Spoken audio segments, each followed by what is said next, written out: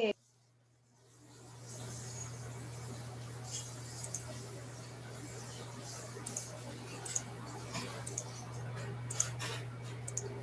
right, here we are. So this is what we are supposed to do today. We are going to start the new unit, Unit 8. And before that, of course, we need to finish Unit 7. Okay, so we are doing pages 56, 57, and then start Unit 8, which is really interesting. I like that topic. Um, I posted some worksheets here for you to do.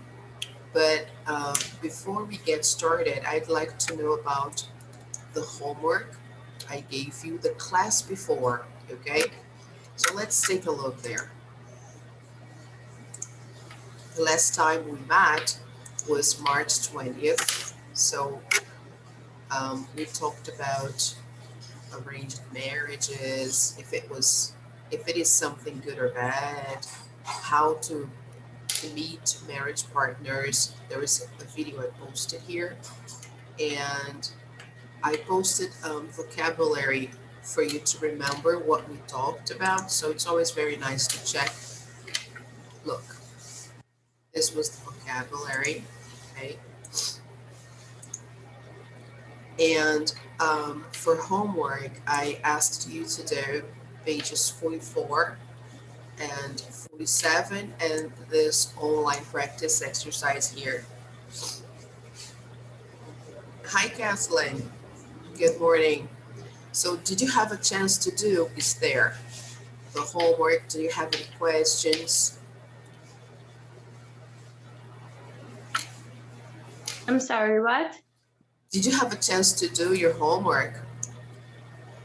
The workbook, page 44, 47, online practice. If I did, if I Yeah, may? yeah, if you had a chance to do, yeah. Yes. How nice. Do you have any questions? No. Okay. All right, thank you. Hi, Kathleen. Good morning. Good to see you. So I'm just checking here the homework. Sorry, guys, today my throat is not so good. Okay, so I think I'm catching a cold. Hopefully not. So I don't sound very good today. So I'm sorry about my voice, okay?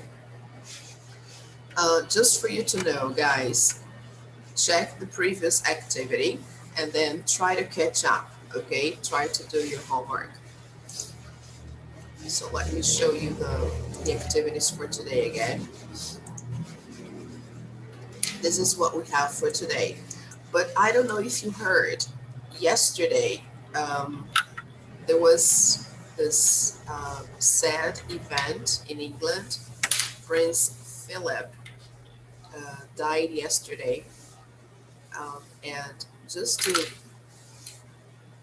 pay homage and just to remember that, because since we are learning English, it's important to remember and also to acknowledge the things that happen in the English world. So I would like to just show a short video about the death of Prince Philip. Okay, you know who he is, right? He was Queen Elizabeth's husband. So let's see that. Oh, my throat today is very bad. Sorry about it, guys. So can you see the video? Yeah. So let me just.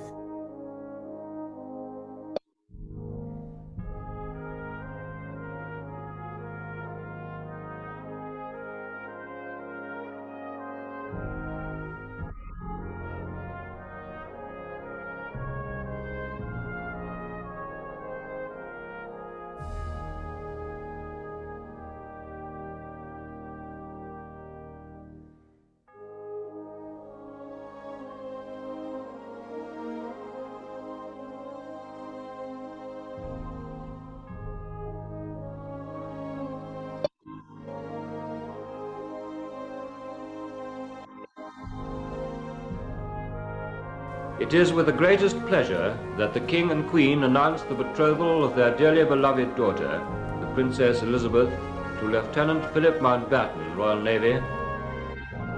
Into the dull November morning, two greys draw the Irish stagecoach. Hi, Philip.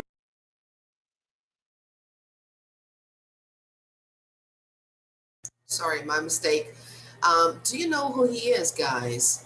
Hi, Nathan. Good morning. Hi, Kathleen. Can you hear me now? Yep. So I'm just showing this short video in honor to Prince Philip, who died yesterday, and his wife, Queen Elizabeth. Yay. Good morning, Nathan. All right, guys. So they're just showing some images of his life. It's a very short video. So.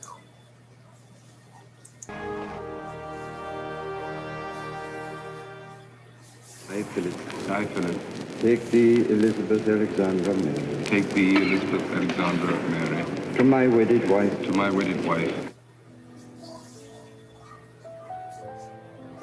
Again and again the people called for Elizabeth and Philip. Again and again they joyfully responded. Faith and truth I will bear unto you, to live and die against all manner of folk, so help me God.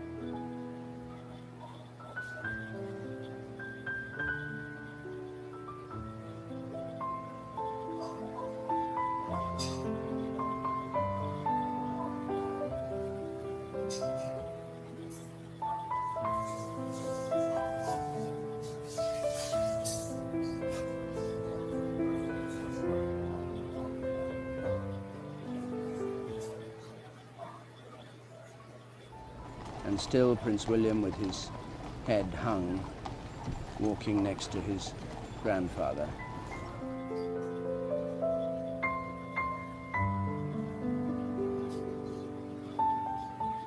He is someone who doesn't take easily to compliments, but he has quite simply been my strength and stay all these years.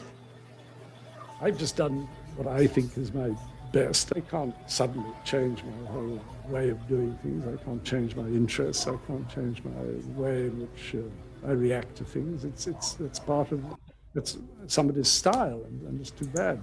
Lumpy.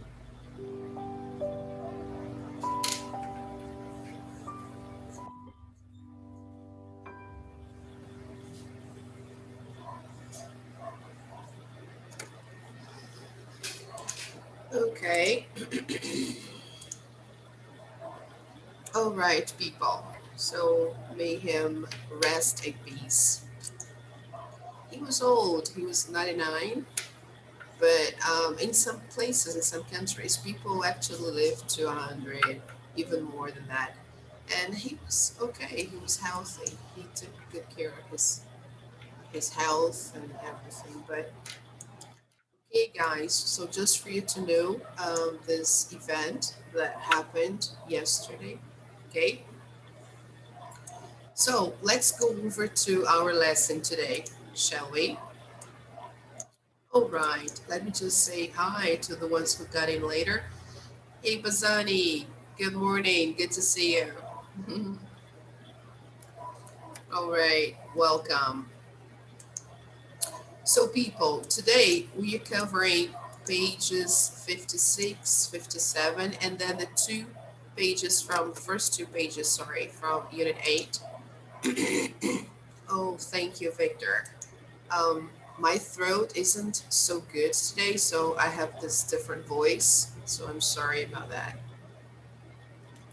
Let's take a look here at the first page where we have the topic of phrasal verbs. and phrasal verbs using the verb get. I think I posted, yeah, I did. I posted some images using that verb. I will show you now some examples before we get into the page, right? So you can take a look. So many possibilities we have with the verb get, right? It's like a joker in a deck of cards. You can use that verb with many different combinations, and then you have a different meaning. Just to remember, guys, we use phrasal verbs in informal situations. Okay, don't forget that. So let's take a look at some of them. Here we have get by, get back, get down, get off, get on, get out, get over, get rid of. So many possibilities, right? Let's see some of them only here, because you can always refer to this on Google Classroom. I post there. So for example, get by is the same as to subsist, to succeed, survive, or manage, at least at a minimal level. Okay, so we can imagine now, we can just think about all the people who are dying because of COVID-19. So we could ask this question: how do their families are getting by now, right?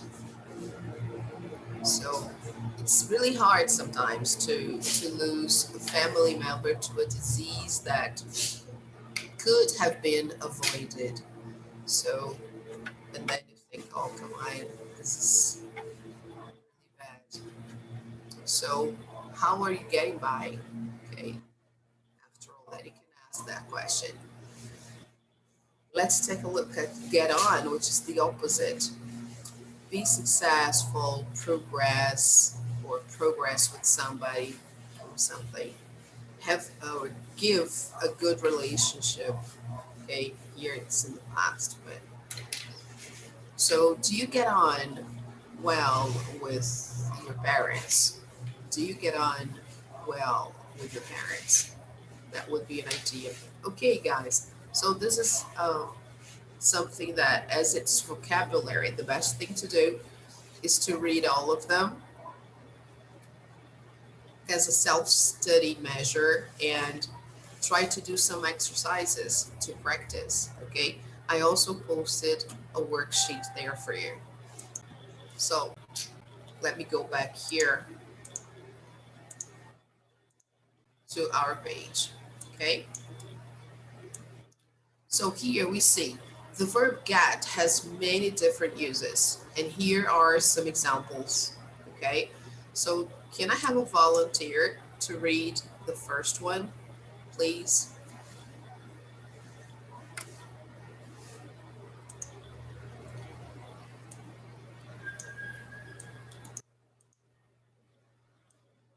Nobody. Okay, no problem.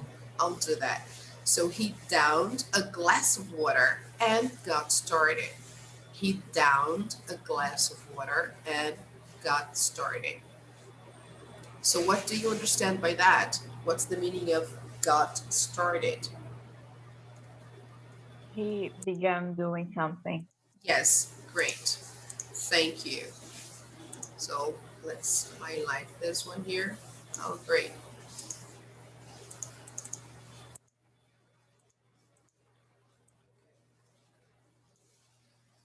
Now, number 2, renting a house gets more and more expensive. So here it's not exactly a phrasal verb, but it's a way to use the verb get. Here, what does it mean? Becomes more and more expensive. Yes, great, Kathleen. Thank you. Number 3, we are scared of getting old. So becoming old. We saw the video now. from Philip, um, Prince Philip and his family, and how we get old quite fast, right? Um, we could see that he was such a good-looking man when he was young and so active, and also his wife, right, Queen Elizabeth.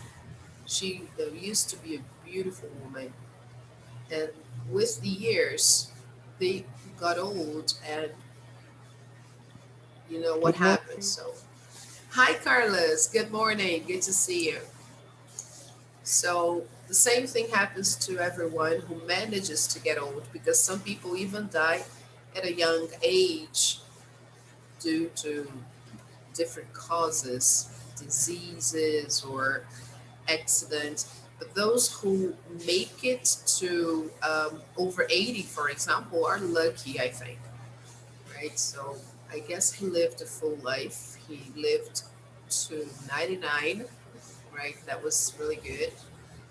But when we see a film, a video of his life, we can really understand this idea of getting old, right? It's kind of shocking when we see that because we see the person so well, so young and active, and then after some years, your body decays and you start going down, right? So, yeah, but that's, you know, that's life. So, number four, my mother really gets on my nerves sometimes. So, here we have an idiom, not a phrasal verb. What does it mean? She really annoys me. Mm-hmm. Okay, good. That's it.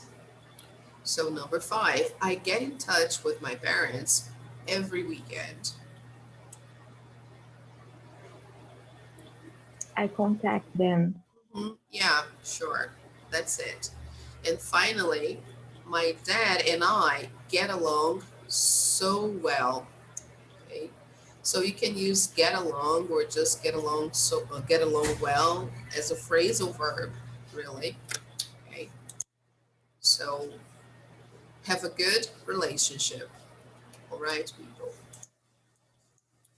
So here, they want us to replace the words in bold with the words in the box, right? So we've pretty much done it. We've talked about aging and stuff. So let's just match, okay, guys? The first one got started, he began. So that would be number one.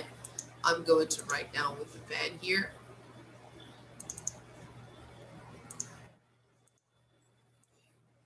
You can do the same if you want. You can put the number there.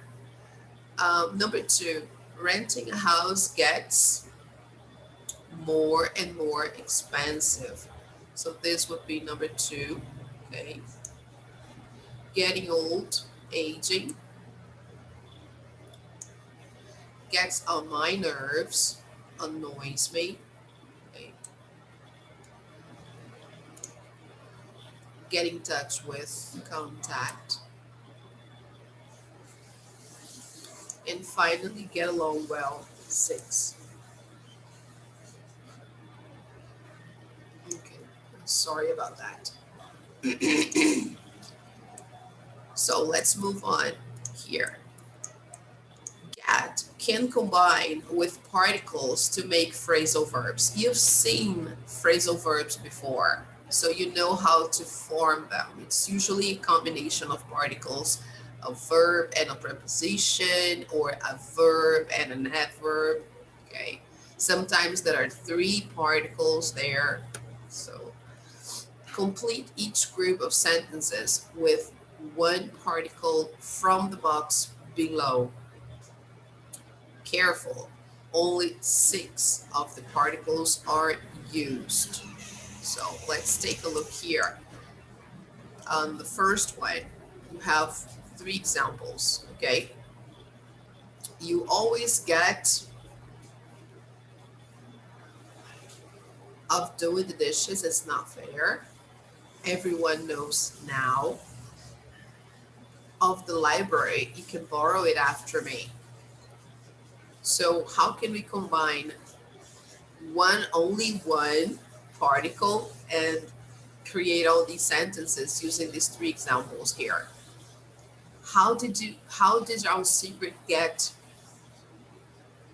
Everyone knows now, okay?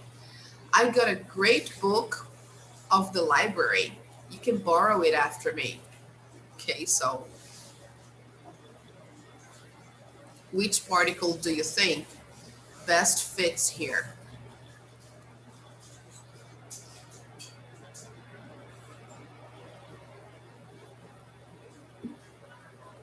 Out. Out. Does everybody agree? Yeah. How did our secret get out? Everyone knows. I got a great book out of the library. Yeah. Yeah, I think it's right. So let's do that. Let's see number 2. Take a look at the sentences and see the best best preposition there.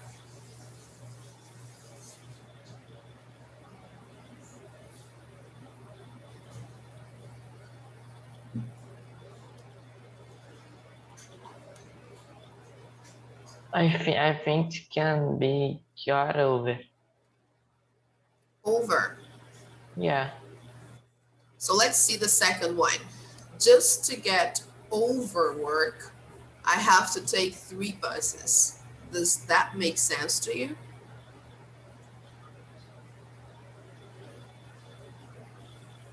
I don't know. Not really. Okay. All this teasing got over me. It really hurt my feelings.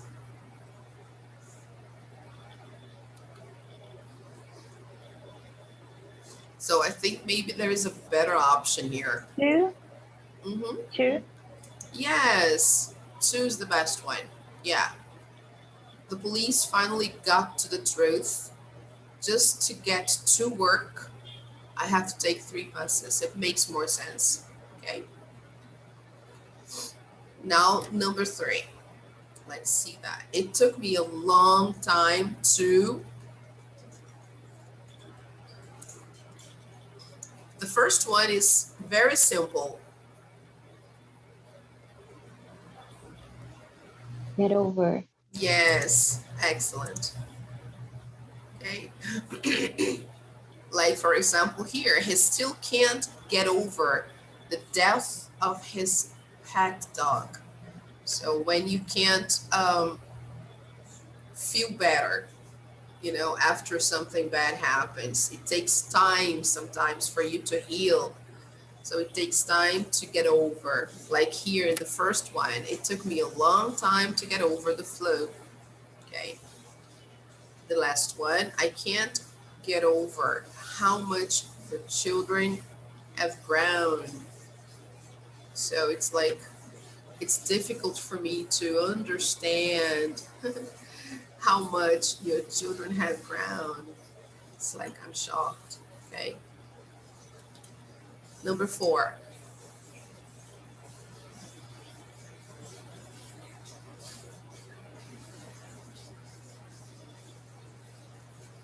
Up. Up. Yes, excellent. Great. And it's even easier when we read the last one, right? I had to get up at 5 to catch my flight. Okay. So we also say get up, or here in the past when I mentioned the number of kilos or pounds I put on. Okay, so he got up to 300 pounds before he went on a diet. Okay, good. Number 5, take a look.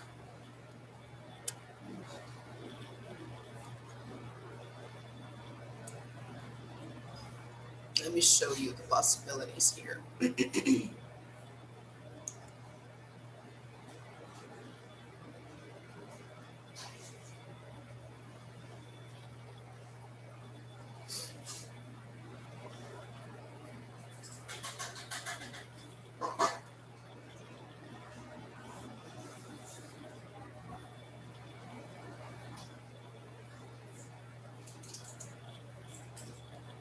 So which one do you think?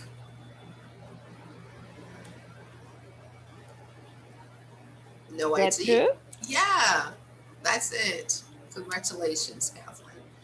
Get through. So when we don't have connection, you're trying to reach someone on the phone, you call this person, but you don't have any response or you don't manage to talk to the person, you can say, oh, I couldn't get through to someone. I couldn't get through to Joey, or I couldn't get through to my mother. I've been calling, but to no avail. Nothing happens. Either the phone is busy or disconnected or something, so you can't get through to someone. Okay? Here, I tried to get through to her, but she ignored my advice. I tried to persuade her. I tried to convince her of something. And the final one, Sue got through the exam quickly. When you get through something, it means that you do it easily and fast. No problem. Okay? So, different ideas. Now let's try to see number 6. I will zoom out a little bit so you can see. I know the font now will be smaller, but just for you to visualize the possibilities in the box, okay? So we have there, you can always get the rules if you hire a good lawyer. I'm sorry, I just haven't gotten to replying to your invitation yet. I can't see how we can get this problem. It's a difficult one.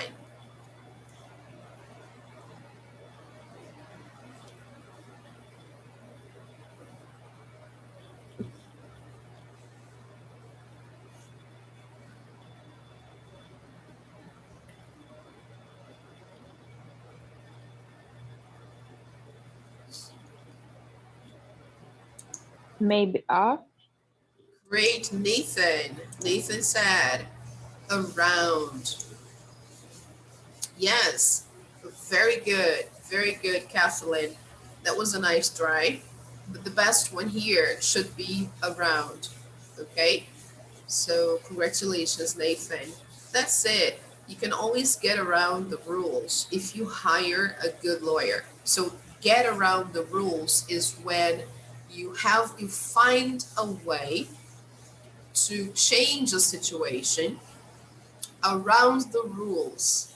I mean, not exactly breaking them, but using some strategic or something that using some strategics to make something real when in reality it isn't. But just because there are some gaps in the legislation or something, so you can get around the rules if you are a good lawyer, right? And we can see that happening a lot in many different cases. For example, this last case we saw this week of the boy, the 4-year-old boy who was killed by his stepfather with the help, I don't know if I could say that, of his mother or the consent of his mother, but it's been on TV and everywhere for all these days.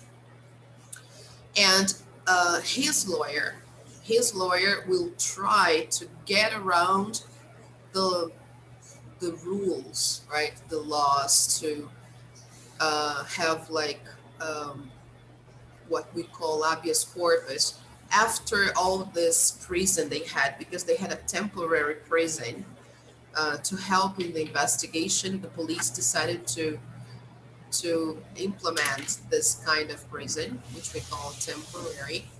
But I'm quite sure they will get around this temporary prison and try to answer the investigation from home. You know, they won't be able, I think they won't stay in jail for too long. That's my opinion. because his father is a very important person, and I guess they will easily get around everything, unfortunately. So, another way to use it, I'm sorry, I just haven't gotten around to replying to your invitation. I haven't gotten the time, the chance, because maybe I was busy, I couldn't do it. And the last one, I can't see how we can get around this problem. I don't know how we can solve this problem. Okay, guys? So let's see if everything is okay. Are you absolutely sure about the first one?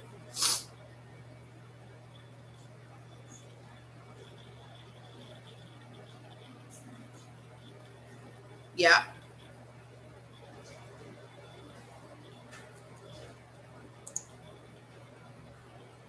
Mm, yeah. Yeah, that also struck me. I was wondering, I think that's the way, right? Because you always get away of doing the dishes. It's not fair. Get away, it's when you find a way to not to do something or not to be penalized for something. You find a way to escape. So we use get away in that situation. Okay.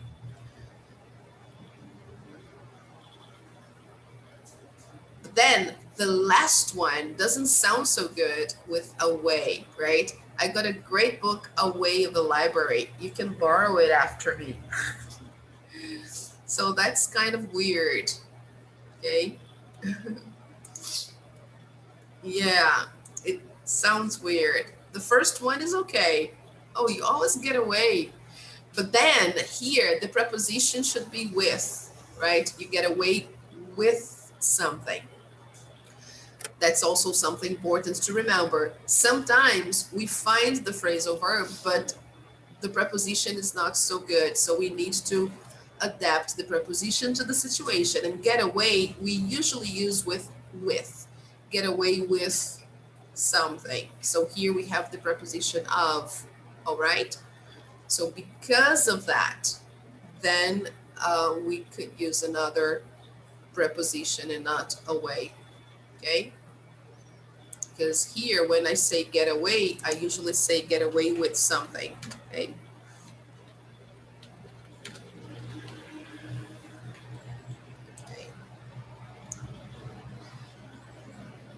Okay, so let's see.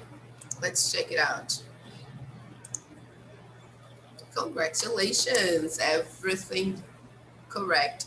Because exactly what I was saying, the preposition here should be with. Okay, Nathan, to be away, right? But everything else is okay, yeah. All right, guys, do you have any questions? Let's listen and check just to practice the listening part.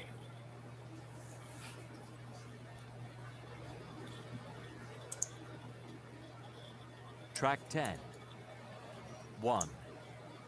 You always get out of doing the dishes. It's not fair. How did our secret get out? Everyone knows now. I got a great book out of the library. You can borrow it after me. 2. The police finally got to the truth about the robbery. Just to get to work, I have to take 3 buses. All his teasing got to me. It really hurt my feelings. 3. It took me a long time to get over the flu. He still can't get over the death of his pet dog. I can't get over how much your children have grown. 4. He got up to 300 pounds before he went on a diet. We got up to page 56 in the last class. I had to get up at 5 a.m. to catch my flight. 5. I couldn't get through to Joe. I don't think his phone's working. I tried to get through to her, but she ignored my advice. Sue got through the exam quickly, but I took forever. 6. You can always get around the rules if you hire a good lawyer. I'm sorry. I just haven't gotten around to replying to your invitation yet. I can't see how we can get around this problem. It's a difficult one.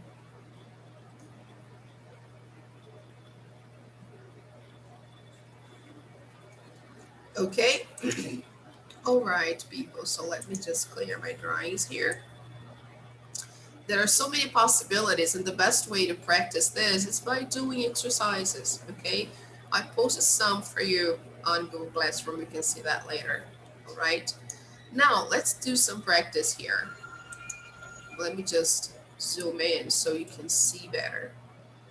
Look, ask and answer these questions with a partner. So here, of course, there are 9 questions. What I suggest is that you choose 3 of those 9 questions and ask your partner, okay? So first, before we start, take a look at the question and see if you understand the meaning, the vocabulary, okay? So let's take a look in silence.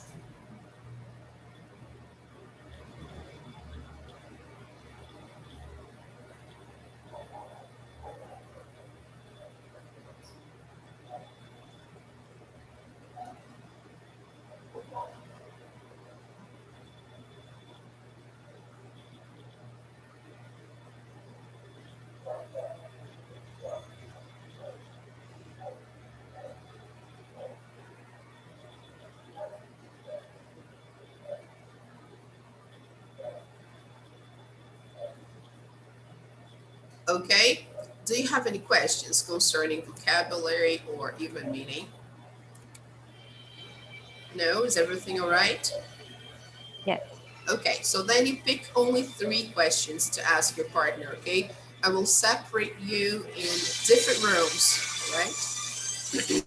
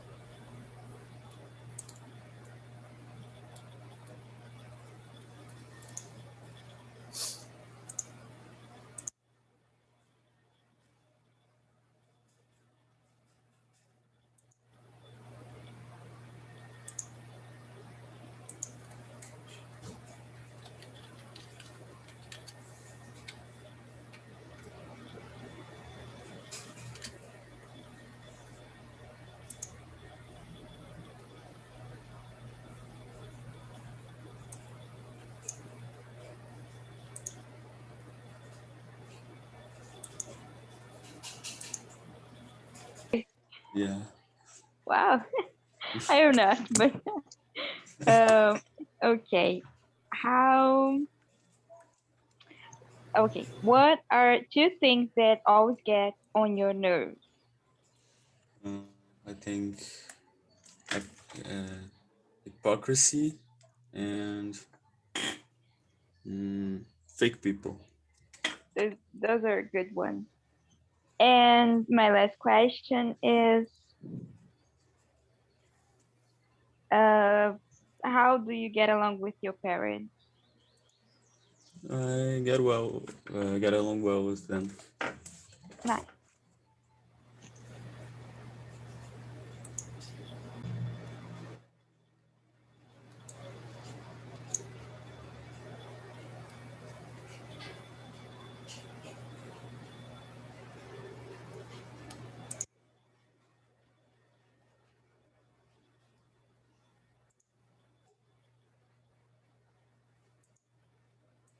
Yeah, how long does it take to get through your homework every night? Eu não entendi. Como você Quanto your tempo? homework? É, eu acho que, sei lá. Hi guys, let me help you. What is the question, Bazani? Segunda, two. Second. Question two. Okay, let me share here. I posted the file, okay guys, so you can see. I don't know if you all have the book, so I just posted the file on the chat board, okay? So number 7, what is the question number? It's number 2. Oh, number Please. 2, okay. How long does it take to get through your homework every night? So to get through your homework is to do your homework. And probably here, the person is giving an idea that it's something hard to do. Maybe it's something that takes some time to do. So that's why the person is using get through. Okay. So Okay. how? Okay. So ask again, please.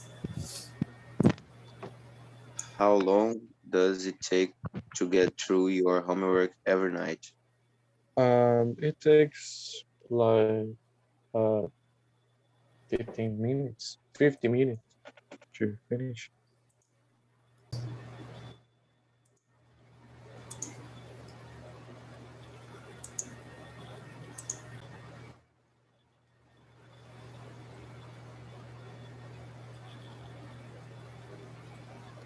Hi guys, are you doing it okay? Eu acho que o áudio dele deve estar ruim. Oh, really? Is there? So let me try to do it with you, no problem, okay? I can help you out. Let me just share here. I'm going to share the page because I don't know if you have the book. Okay, so here we go. Okay, you can ask me the questions. Go ahead.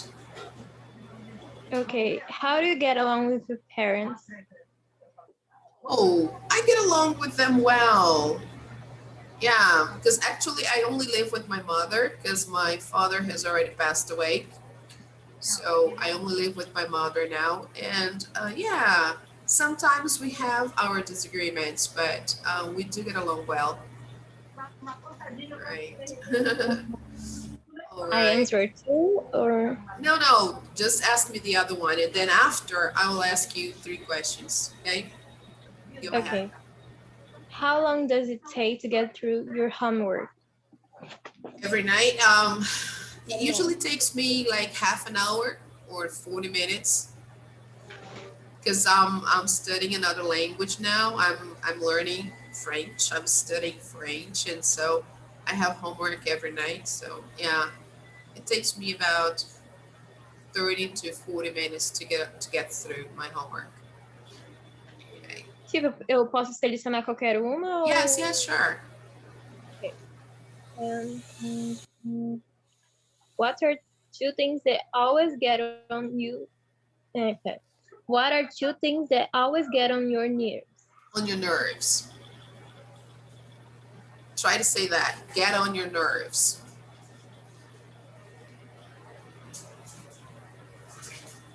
Hi, Esther. Can you hear me?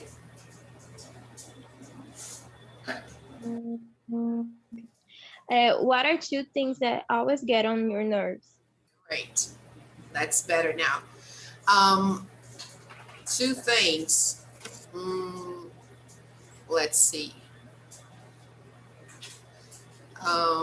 Teacher. When I have to go out. Hi, Danilo. Good morning. Yay, are you there? Sorry, by God, and I don't know how can I say it. Tipo, sair rapidinho. Oh, no problem. That's okay, Danilo. I'm doing with stare. And you can, okay. you just follow, okay? So Okay. Thank you, Danilo. Stare just asked me question number 6. What are two things that always get on your nerves? And I was about to answer, okay? So two things that get on my nerves is when I have to go to the supermarket. That really gets on my nerves because I don't like going to the supermarket. Me too. And yeah, and another thing is having to stay indoors all the time sometimes gets on my nerves, but not always. I'm pretty much adapted to that. I don't really matter. So I think when I don't mind. Sorry, I don't mind staying home, but sometimes it gets on my nerves. Yes. I think when someone like is too bad too. Yeah, sure. Yeah, that's true. Like people calling me like and don't say nothing like Sarah. Yeah, that's true. Yeah. Yeah. So yeah. When you call someone and the person doesn't hear you, is that what you say? No, it's like when someone calls you for nothing. Oh, okay. Person's just calling like test, like stare. E depois, and you say what, and the person doesn't answer nothing. Like that gets me so nervous. Yeah, it so gets on your annoying. nerves. Yeah, that's true. It's annoying. Exactly. Okay, guys, thank you so much. Let's go back to the main room. Okay, let's go there. Okay.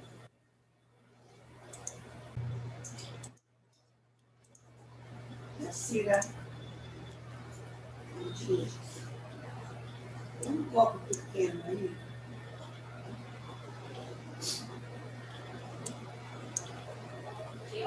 Aí, vê se ele não tem emboscado aí nesse negócio dos copos. Não, só tem lápis.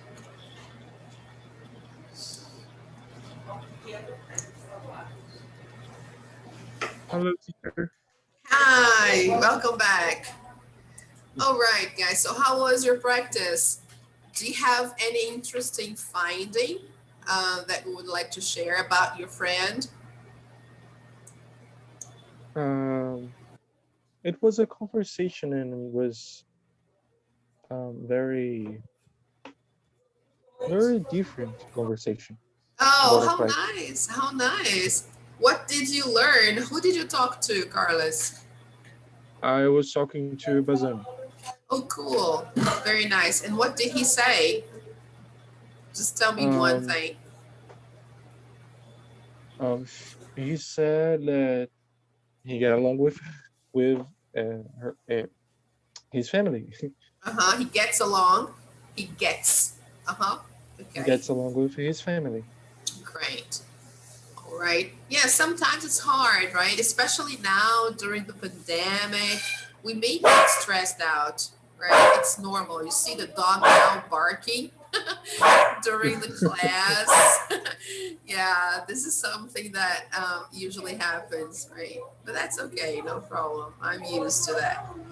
But yeah, that's nice. Sometimes we have our bickerings and our disagreements, but that's okay, right? Especially because we're all quarantined. Everybody is at home most of the time, right? So, okay.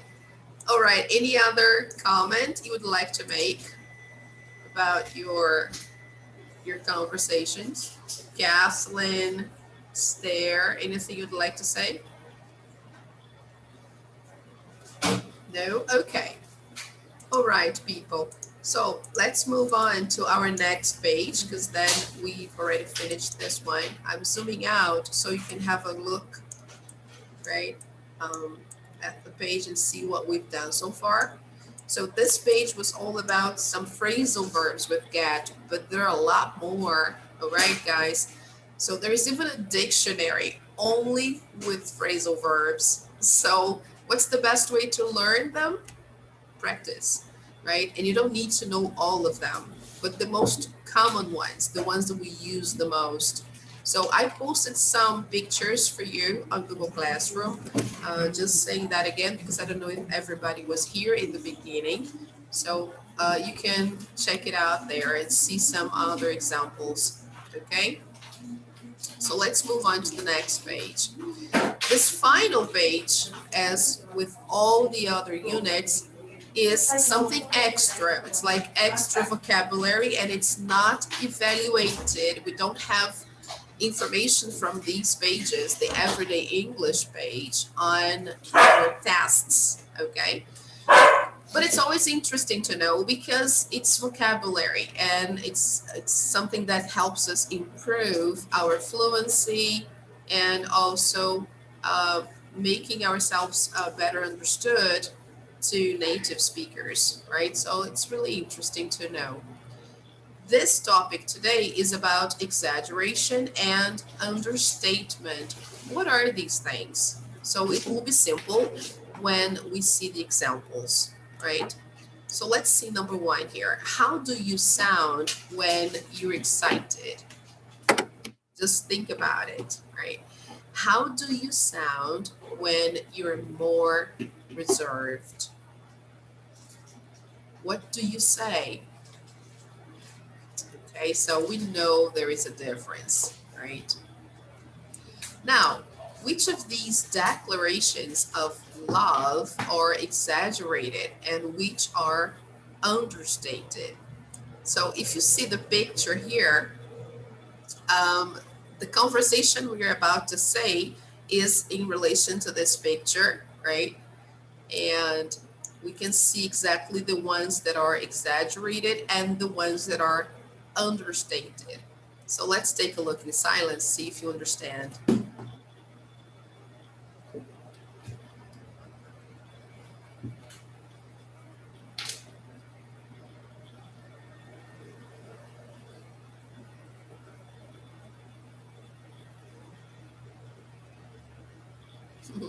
Okay, guys.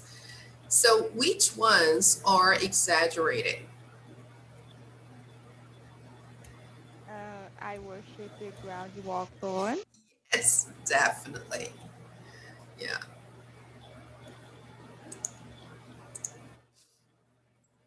Teacher, I don't know. I'm really rather fond of you. what is rated font? Rated font. Rather fond. Okay, this is like an intensifier we use before adjectives to say that we, to some degree, we feel that. So here, when I use rather fond, I'm trying to be more reserved. I'm not saying that I love you to the moon and back, right? But I'm just saying that, yeah, I am fond of you. Yeah, I like you a lot. Okay, so it's a way to minimize your statement. You are minimizing. That's why we say it's an understatement. Okay, all right. Okay. And what is font? Fond is the same as when you like something or someone. You say, "Oh, I'm really fond of you." You can say that. I like you. I'm fond of you. Okay. So this is more used in formal situations, right? And that's why the British people say these things more often than the Americans. The Americans are not that formal, okay? But here we have exactly the exaggeration. I worship the ground you walk on. Wow. Do you all understand the meaning of worship? Yes. It's like when you worship God or something. exactly, right? It's like you adore, right? And the next one that is also exaggerated is I'm absolutely crazy about you, right? This is over, right? The other ones are understatements, right? We get along pretty well, don't you think? So this is more reserved. And I'm really rather fond of you. It It's means, more reserved. yeah, you don't want to maybe compromise or you don't want to sound too devoted, right? So you say, oh yeah, I'm really rather fond of you. It's like, I like you very much. Okay. All right. So let's take a look here. Match a line in A with a line in B. Use your dictionary to look up new words if necessary. Let me zoom in a little bit more to help you out. Let's see if we can put everything here in the screen. Yes, right. Let's do the first one together.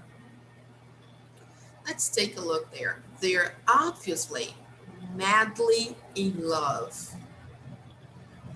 Okay, so this is, do you understand the meaning of that sentence? Madly in love. Yeah. Completely, I think yeah, I think it's letter F. yeah, completely in love, right? Madly in love. This is a way to exaggerate the idea. Now let's take a look at the sentences here to see which one could be considered an understatement to that, okay?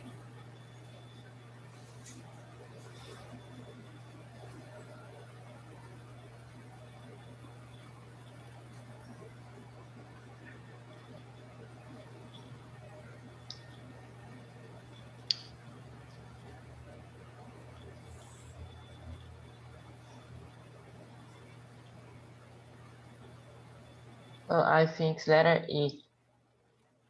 Letter E, I guess it No, is no, a letter little, I confused. Letter I. oh, okay, you can say that again. They're absolutely loaded. Mm, both here are exaggerations. Both of them exaggerate. Let's try to find an understatement that gives a similar idea, okay, of this one here. I was thinking about, yeah, they do seem to get along really well. Letter F. Yes, letter F, great. Yeah, yeah. That is something that is similar to number one, but not exaggerated, okay? Suppose we are talking about Prince Harry and his wife, and one person says, oh, they're obviously madly in love because they moved to the United States, they left the royal family, they gave up everything. And then you say, yeah, they do seem to get along really well.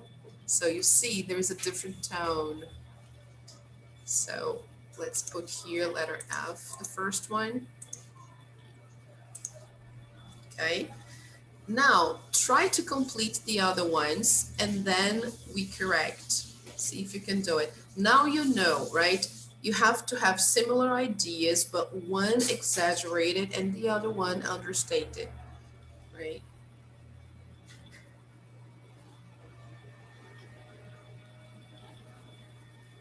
Oh, here, by the way, if you don't know the meaning of this expression, well off is the same as rich. Okay, when someone has a lot of money or someone is wealthy, we say well off. Of course, it's a very informal expression, okay?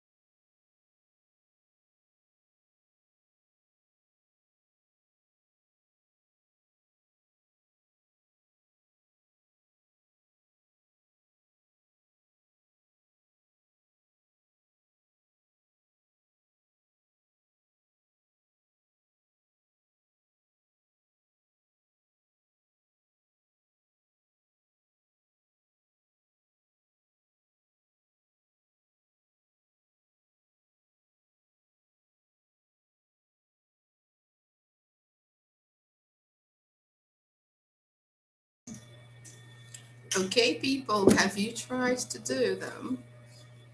Yes. Yes. So let's check the answers, okay? The first one here, I mean, the second one is family members are pretty well off, aren't they? What is the equivalent? You can say that again. They are absolutely loaded. Loaded. Yeah. When I say, oh, you can say that again, this expression, guys, is when you agree with what somebody has just said, right? Suppose somebody says something about a topic and you totally agree. So you can use that expression. It's, oh, you can say it again. They're absolutely loaded. Loaded means full of money, right? I mean, they are rich, in other words, okay? So this is the exaggeration and this is the understatement. Oh yeah, they are pretty well off, aren't they? It even sounds more formal, okay? Now, number 3, what did you put?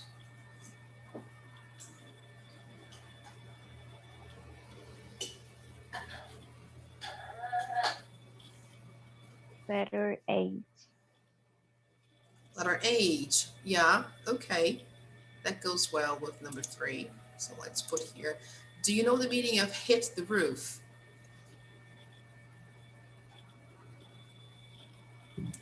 No, no, what is? What is that? Does anybody know? When I say, oh, you must have hit the roof. It's like you went crazy.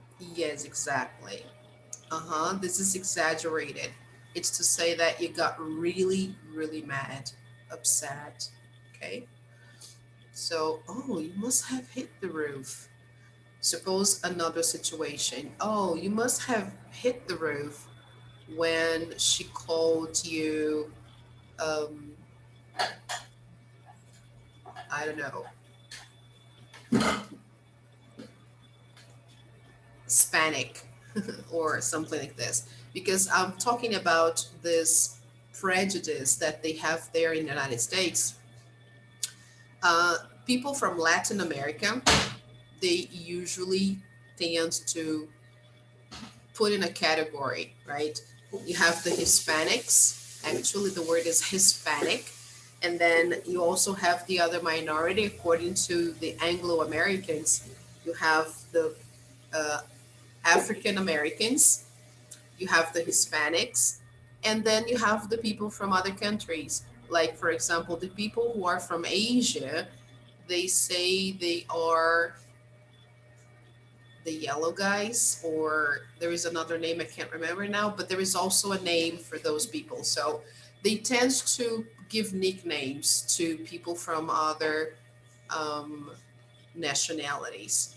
So as for Latin America or also Central America, both they say we are Hispanics. Brazilians not so much, right? They tend to say, oh, Brazilians. It's a nickname by itself, unfortunately, right? The other guys from Argentina and other countries, and also people from Central America, they call them Hispanics, especially because they speak Spanish, right? So here, it could be a situation, for example, we are from Brazil, we are Brazilians, and in a situation there, like a social situation, someone may call you a Hispanic. And then I can say, oh, you must have hit the roof when they called you a Hispanic because you're Brazilian. So, all right. Because to Americans, sometimes everybody here speaks Spanish, including us, right? They don't know much about it. So this is just a parenthesis I'm making here because I've been there. So I know what it is like. They put everybody in the same bag. So number 4, I think Tony was a little bit rude last night.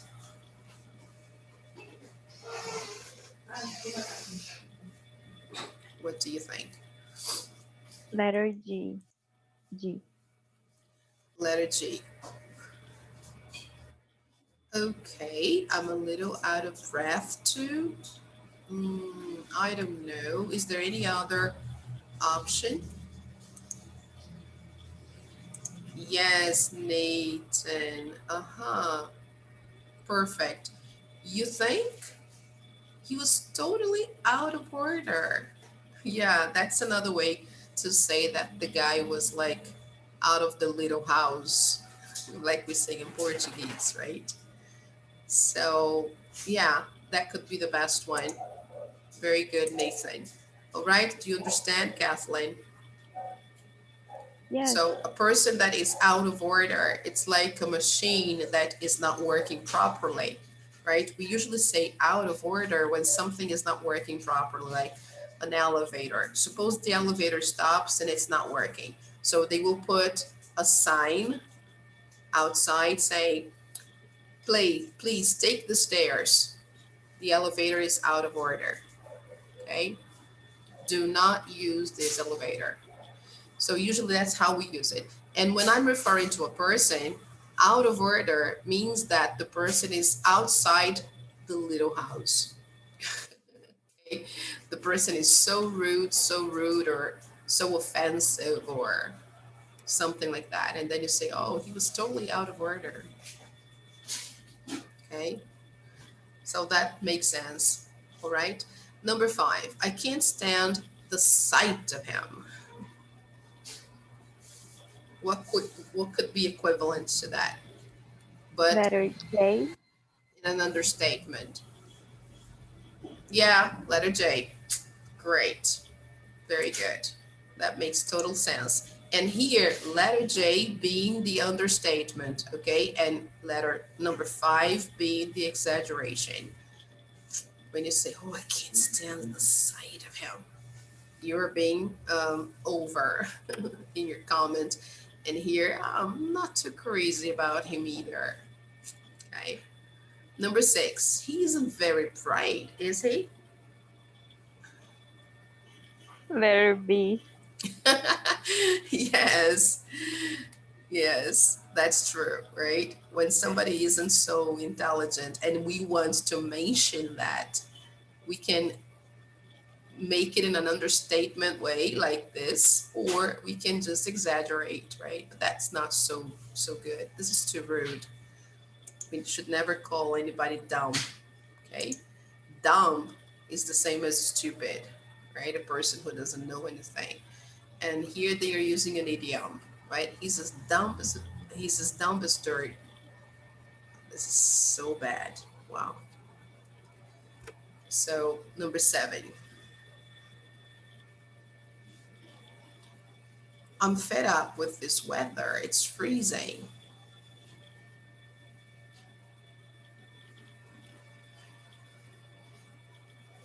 Letter E. Yeah, exactly. So one person is actually feeling the cold, right, and complaining a lot, whereas the other one is just, yeah, I guess it's a little chilly. Right, so Teacher, chili is, it's not like a soup, but similar. Is it a food? Yeah, we can also refer to a kind of dish, a Mexican dish that is usually very hot because it's chili pepper. So there is chili, yes, the dish. And there is also chili as an adjective when I'm referring to the temperature, right? So something chilly is like a little cold. Yeah, it's cold, but not so cold. It's chilly, right? Yeah. So it's bearable. It's bearable. You can go out when it's chilly, right? No problem. So here we have 2 different ways of seeing the weather, right? Usually Brazilians in the United States, they say, oh, it's freezing all the time because it's really cold, especially during the winter. But Americans, they will go and say, oh yeah, it's a little chilly today. And then you go and, oh my God. Okay, so, well, that was a fantastic vacation.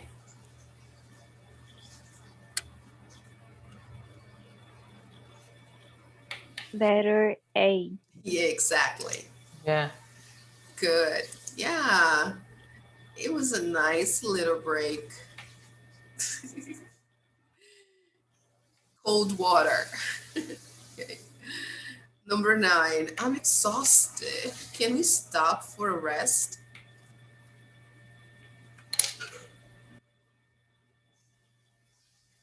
Letter G. Letter G. Uh-huh. Yeah, G. Okay.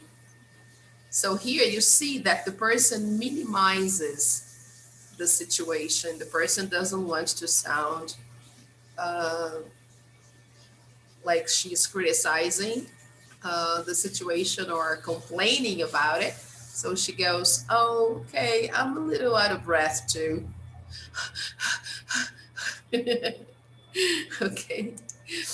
So, okay, number 10, I'm absolutely dying for a cup of coffee. It's letter C. Yeah, perfect. As you can see here, one is really exaggerating and the other one is, yeah, I wouldn't mind one myself. It's like, oh yeah, it's okay. If I have one or if I don't have one, it's okay too. Okay, but that would be good. All right, guys, let's check the answers. Congratulations, everything right. So since it's 11:51, guys, I would suggest having a break now, right? And then we close this topic and start Unit 8, right? So let's have 10 minutes break and we can drink some water, have some coffee. We come back at 12 o'clock, all right? So we don't get too tired. Let me just zoom out so you see what we've done so far, okay, on this page. It's pretty interesting. I like this topic, right? You can take a look if you want during the break, but then we just need to stretch a little bit. Right? And if those of you, if some of you want to go to the bathroom or whatever, okay, feel free. Then we come back at 12 o'clock, okay? All right, guys. Let me take a picture before we go. Let me take a picture.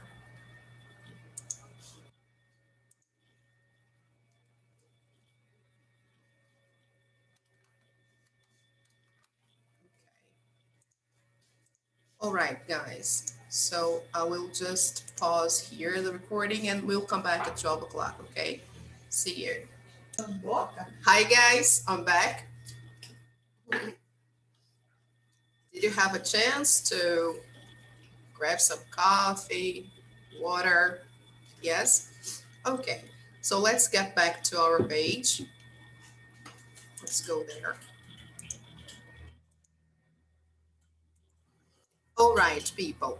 So here, this is the final part, okay? They will play for us to check our answers, right? So it's nice, it's always nice to check with the audio, right? And pay attention to stress and intonation, okay? So exactly how they pronounce the words and the intonation, right? How they use it. Which words are examples of exaggeration? We've already marked some of them. And which are understatements. So this one we don't need to do now because we've already done. If you have highlighters, you can do that yourself, right? So let's go.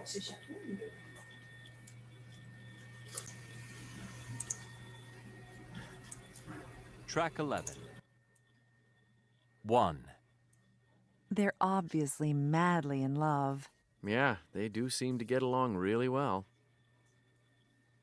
2. His family members are pretty well off, aren't they?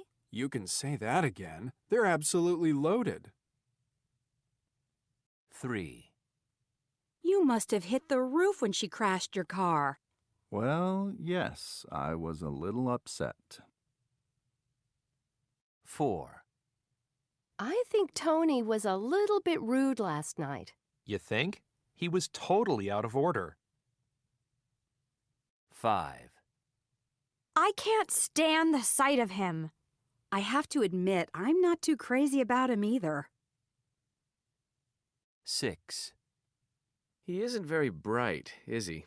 You're not kidding. He's as dumb as dirt. 7. I'm fed up with this weather. It's freezing. I guess it is a little chilly. 8. Well, that was a fantastic vacation. Yes, it was a nice little break. 9. I'm exhausted. Can we stop for a rest? Okay, I'm a little out of breath too. 10. I'm absolutely dying for a cup of coffee. I wouldn't mind one myself.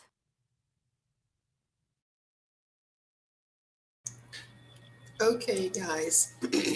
So if we had more time, we would actually practice those sentences together. One would say the numbers and the others would say the letters, but we don't have that time. So I will ask you to do that at home, right? Try to practice the sentences on your own. Say them aloud. It's really, really good, right? When you can read sentences from a book out loud. It's amazing. It's great practice. Okay. If you want, I can share the audio with you guys to listen again. Okay. So the final part, take turns reading aloud. Look what I just said. Okay. This is a great way to practice. Reading aloud these understated remarks and give an exaggerated reply. So let's just take a look there, okay? Let me zoom in.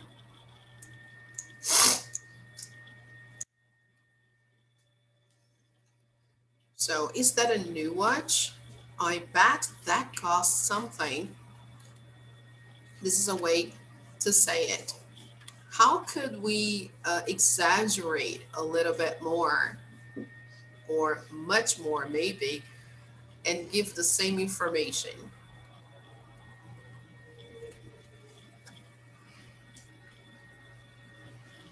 Here you could say, is that a new watch? Oh, it must have cost a fortune. It must have cost a fortune. This is a way to exaggerate. Okay, guys. So just for us not to spend too long here, I will play the audio first for you to listen, and then I'll show you the answers, okay? So take a look. Track 12. 1. Is that a new watch? I bet that costs something. Something? It cost a fortune. 2. It's a little bit chilly in here, don't you think? You can say that again. I'm absolutely freezing. 3. These shoes aren't bad, are they? They're gorgeous. I want them. 4. Can we pull over at the next rest stop? I could use something to eat. Me too. I'm starving. I didn't have breakfast this morning. 5. I think those two like each other, don't you? Like's the wrong word. They're obviously crazy about each other. 6. I bet you were a little upset when your team lost. Me? Upset? I cried myself to sleep. The last one is nice, right? I cried myself to sleep. So let me show you the answers. And then you can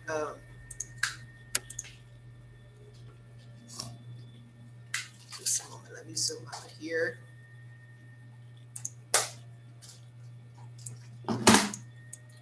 All Well, just because they have the audio, they will not have the answers written down. Oh, what a shame. So I will put the audio again, and if you can take a picture or get a screenshot of the audio, because they are not showing the answers there, as they usually do, right? They usually put a link here so you can check it out, but okay.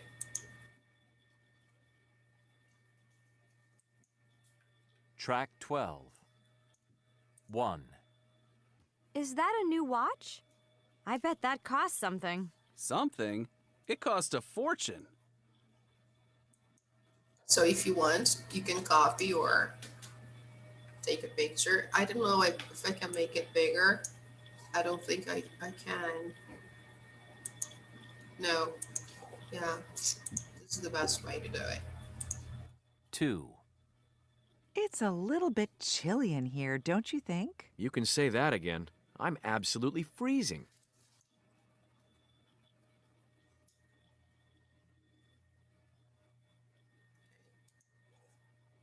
3. These shoes aren't bad, are they? They're gorgeous. I want them. Gorgeous, guys, if you don't know, is really beautiful. Okay. 4. Can we pull over at the next rest stop? I could use something to eat. Me too. I'm starving. I didn't have breakfast this morning. So again, starving means very hungry. Okay. 5. I think those two like each other, don't you? Like's the wrong word. They're obviously crazy about each other.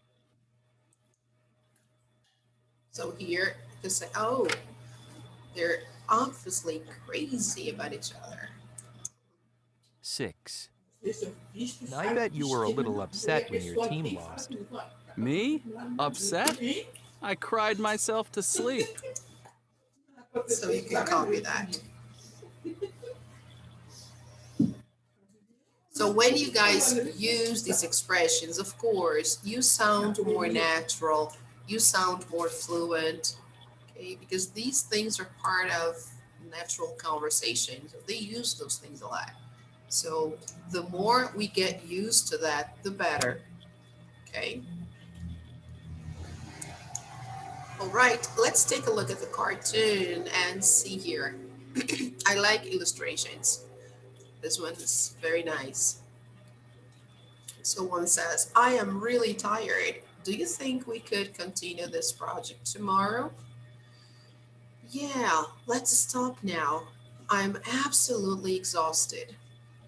So is it an exaggeration or an understatement?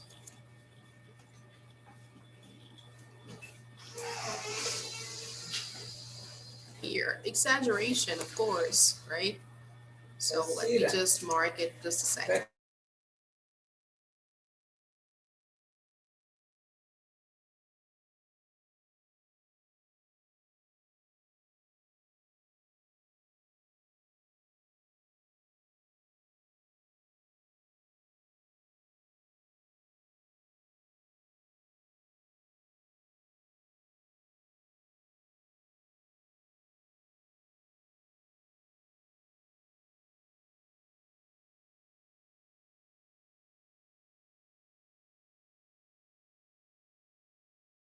Oh, sorry, I'm muted.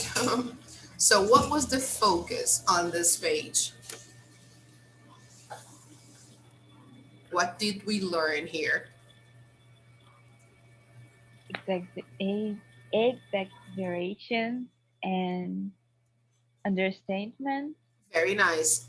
Yes, we learned how to exaggerate about something and also how to minimize.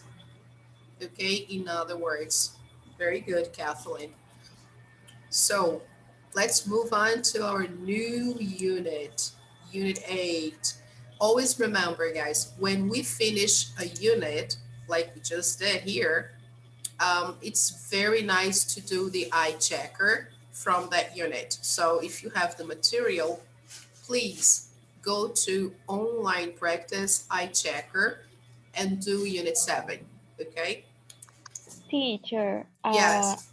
I don't think we have the link, the class for online practice. Oh, really? I don't. Yeah. Oh, wow. I'll show you now, just a second.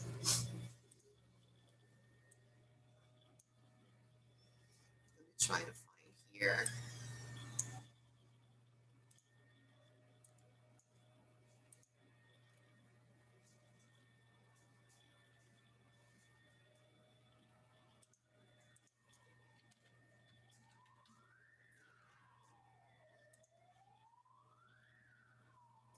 So this is where you have to go, okay? Oxford Learn. That's the place you have to go. I usually have it here in my bookmarks, but I don't. Then you reach this page, and then if you already have your sign in and your password, you just insert it, because this is the Yes. site. So I have, but when I enter the platform, it only shows until the last book. This one, it's not showing. Okay, so probably your previous teacher did not include the new book to your class. Let me see here, just a moment. Let me try and see if I can get it. Just a moment.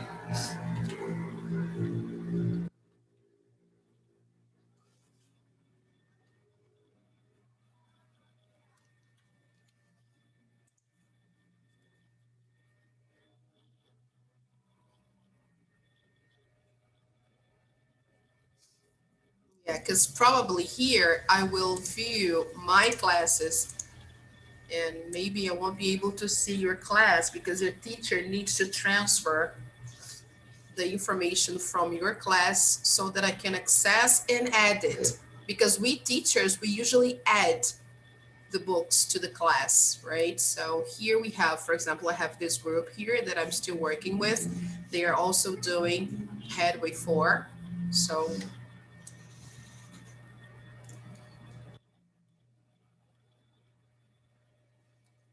another one.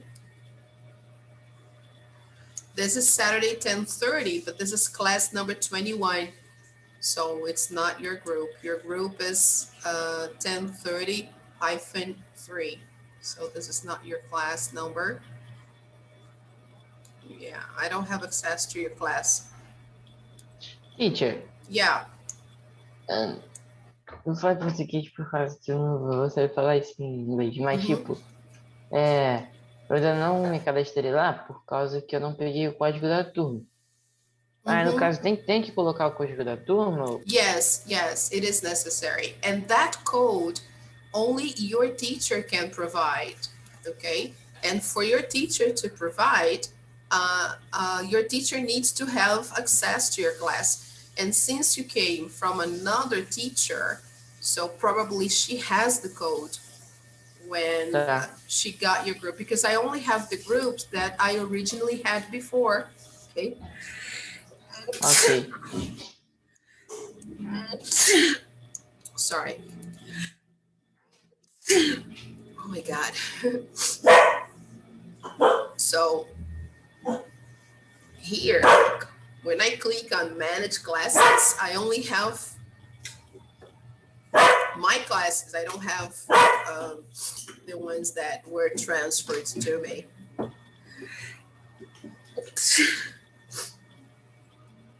Look. This is Saturday 10:30, but this is class number 21. So, because when I have access to the class, for example, like I do here, I just click on the class, suppose. Let me try to get the one from Mondays and Wednesdays that I have access to here. This class, for example, okay? So if I want to add a book, I click here, add it.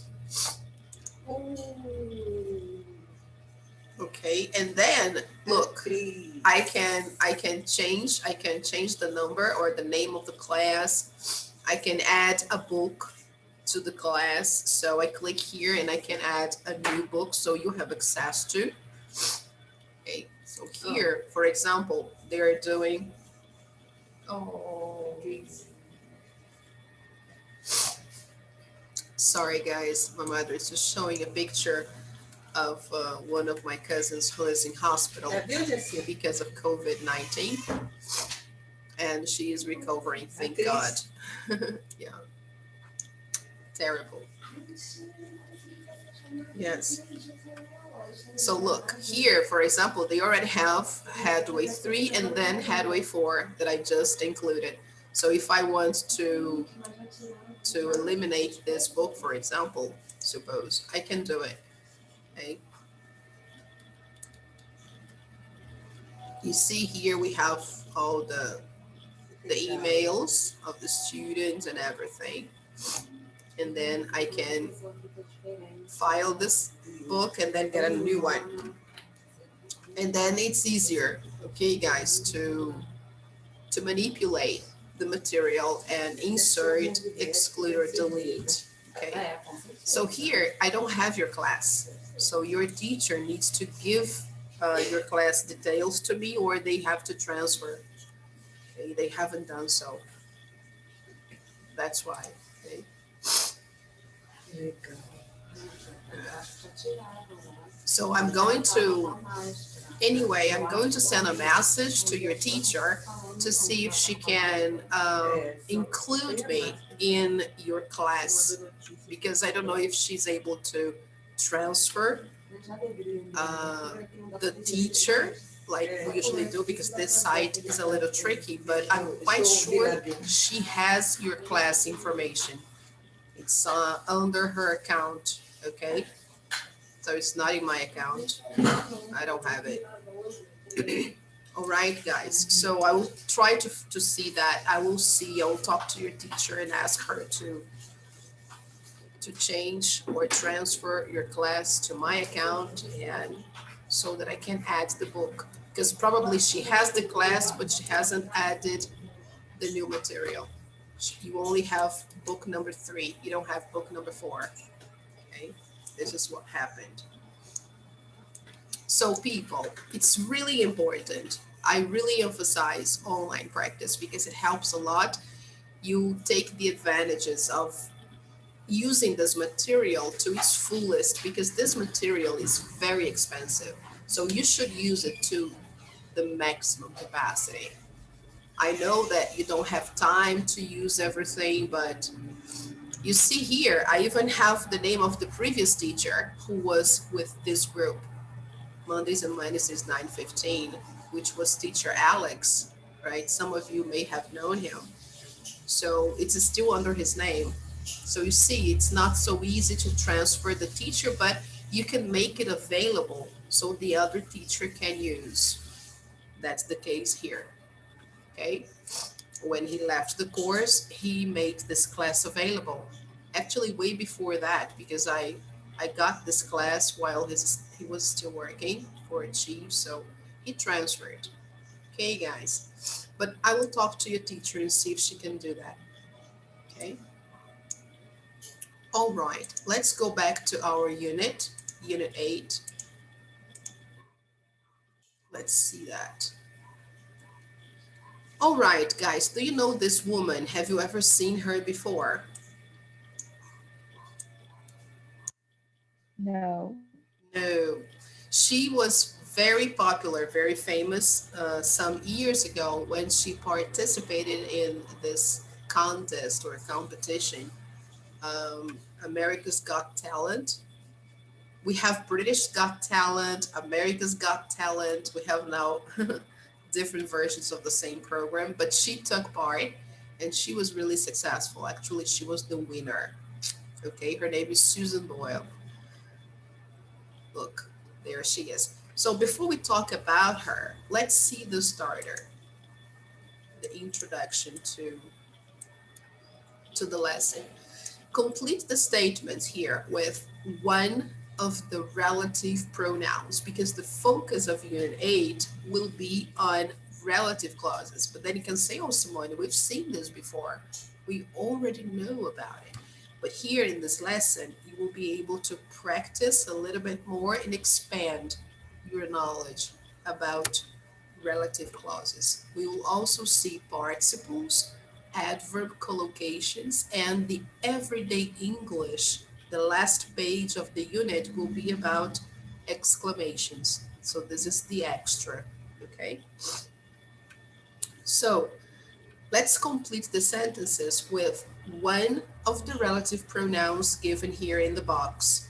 So for us to do that, the best thing is read the sentences first and then try to complete. Okay, so let me zoom in one more time. Okay, can everybody say it? So let's do the first one together. The woman you met was my sister. So when I'm referring to a person, which relative pronoun do I use?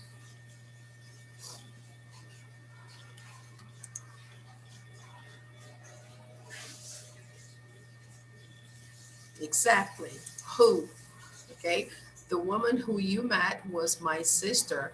Sometimes in some examples, you can even omit the relative pronoun. You can say, the woman you met was my sister. Here, I could clearly omit the pronoun because I have a subject in the second part. So whenever you have a subject in the second part, you don't need to use the relative pronoun. Okay, so you can say, oh, the woman you met was my sister. It's even more common.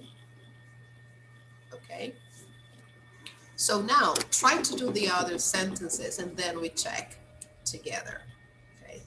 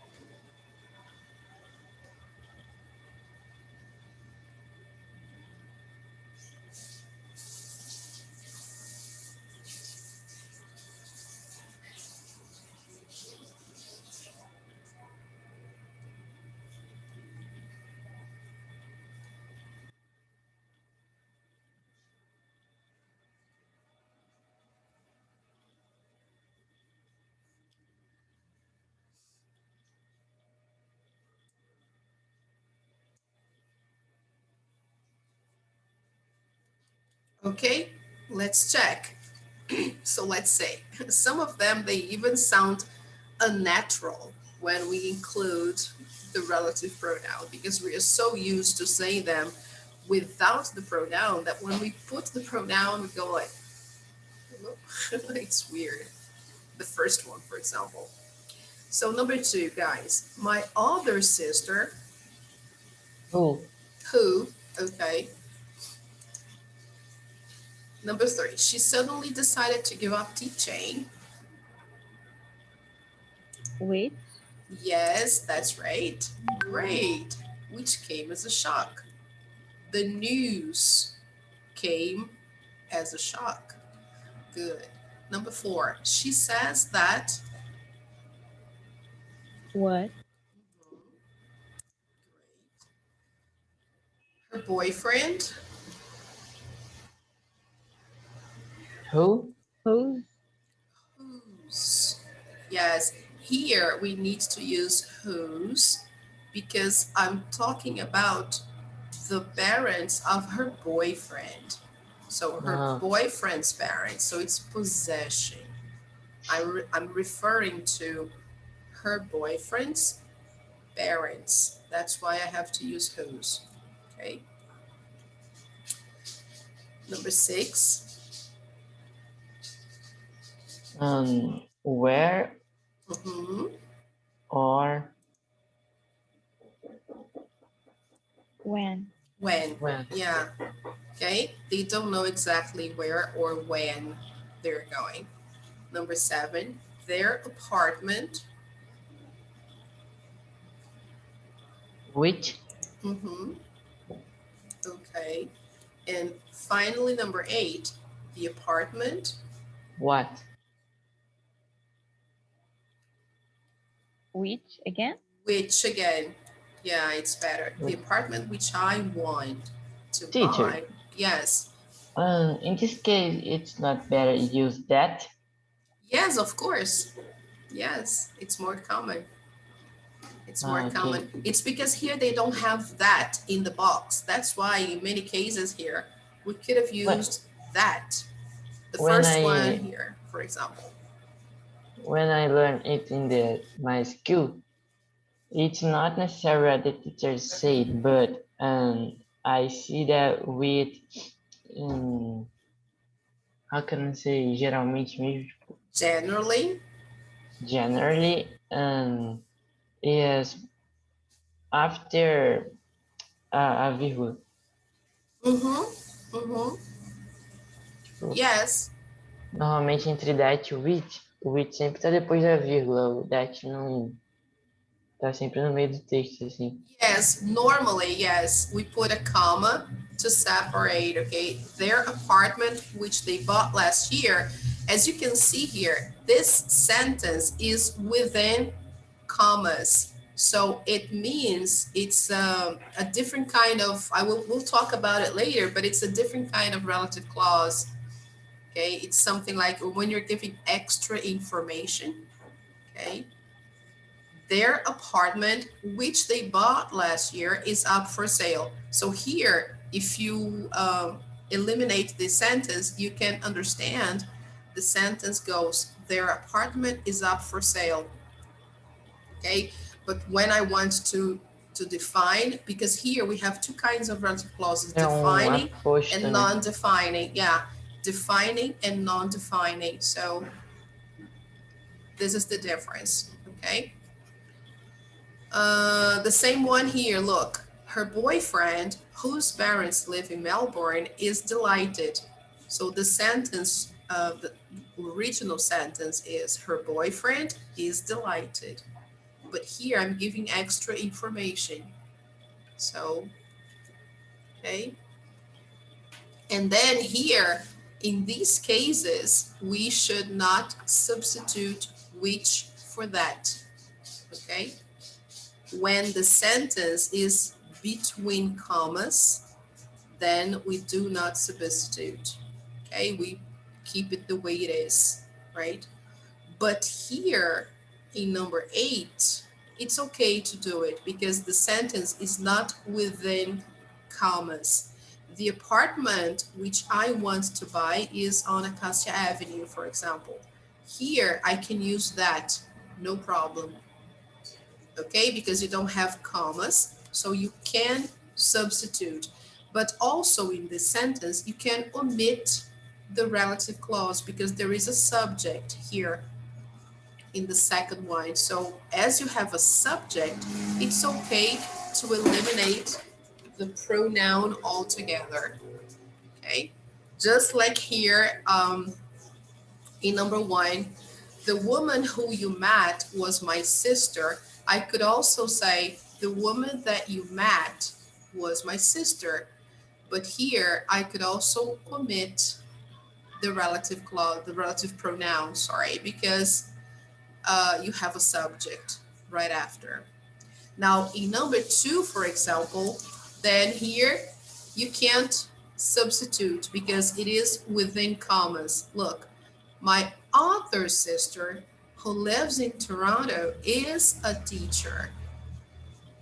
Here, I can't substitute and I can't omit, okay? Again, here in number 3, as you can see, look, there is a sentence and then there is a comma. After that, yes, I have to use which. I can't use that, okay?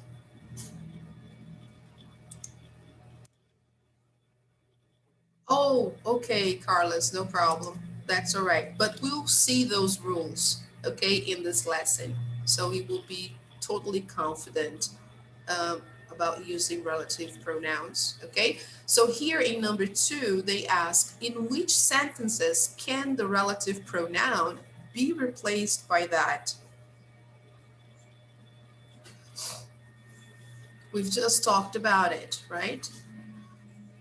So which ones do you remember?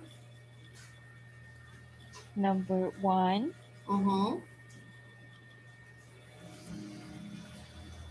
Number 2. No, I can't substitute number 2. Why not, people? Who knows?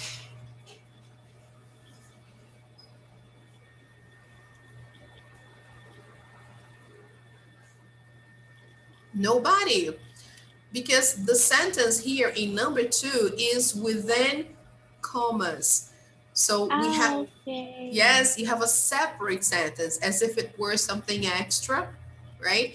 And in this case here, this sentence within commas is like something closed. You can't touch that sentence. You have to keep it the way it is. So you do not substitute the relative pronoun. It has to be who. Okay? Okay, thank you. You're welcome. So any other apart from number 1?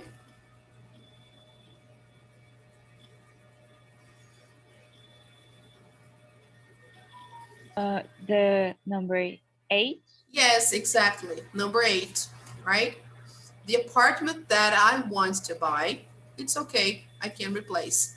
Even though I know I can also omit the relative pronoun altogether, right? Because I have a subject here too, just like in number 1. Okay. Any other? Teacher, Yes. I didn't understand. What is when I use the whose? Oh, whose. Okay. I use whose when I'm referring to a possession. For example, here I'm saying her boyfriend is delighted. And the information I'm giving is about her boyfriend's parents, not my parents, but her boyfriend's parents. So usually I use whose when I'm giving extra information and usually before a noun, okay? As you can see, the other ones, you have here a pronoun, a verb, okay? Here, another verb, okay? Here I have a pronoun, okay?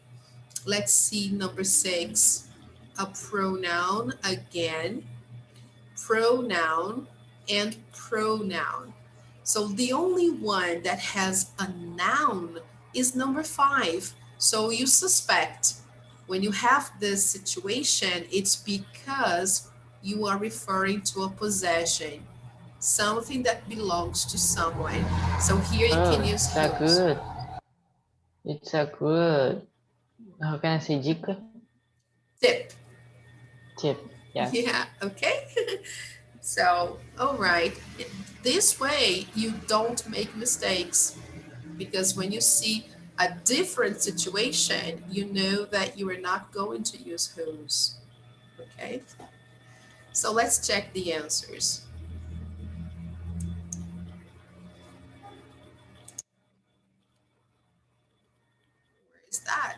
Oh, here.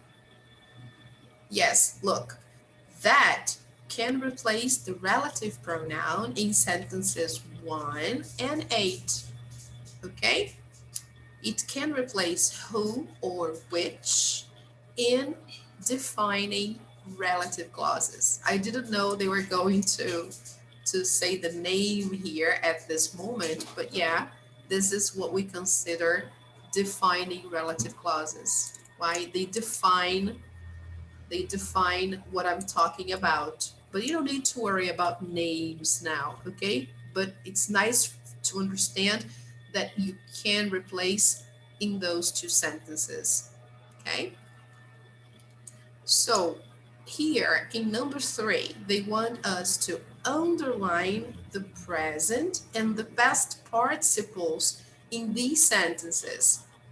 So let's take a look at the sentences in silence, okay?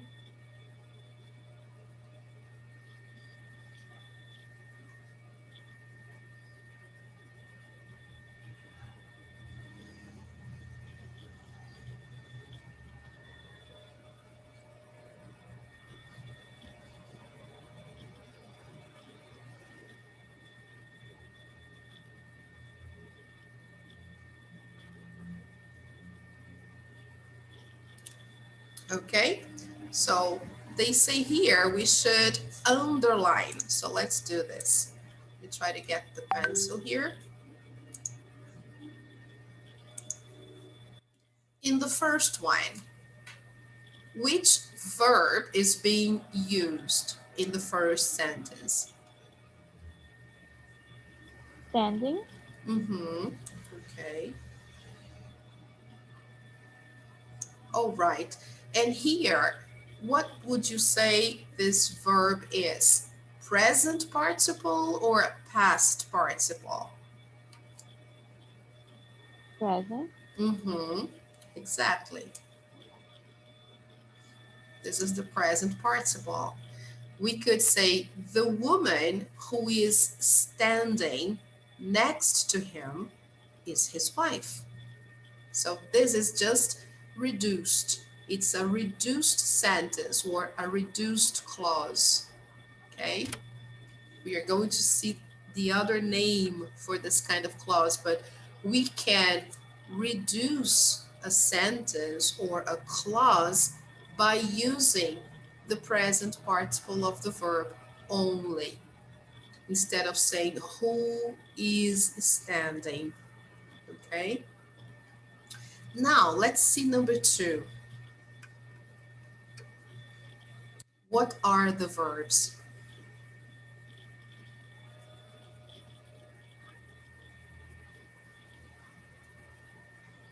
What, teacher? What are the verbs in number 2? I'm already underlining them. Those and Sold are imported. or imported. Okay, here we have to underline only the participles. Okay, so here we have the first one and here the second. Are they present or past participles? Past. Yes, exactly. They are past participles. So here in the first part, we have most TVs sold in the US. Here, I could easily extend the sentence and say most TVs that are sold in the US are imported models. The second part is not reduced, but the first one is. I reduced the sentence because I don't need to say so much. I can reduce. And then I use a participle verb. Okay, either present or past. Yes, it's better to understand.